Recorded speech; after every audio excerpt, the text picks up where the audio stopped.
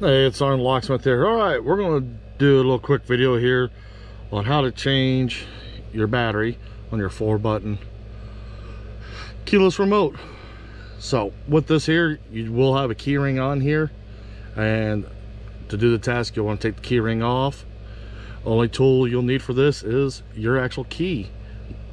It doesn't have to be this exact key and all, but once you take your key ring off, go ahead and take your key. You notice you have a flat spot here. Put that in there and just rotate, and the two halves come apart.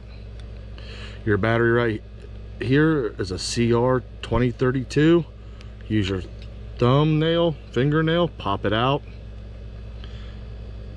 and put your new one in.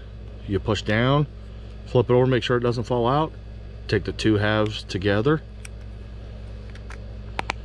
and once you snap them together, you're done. You've just changed your battery.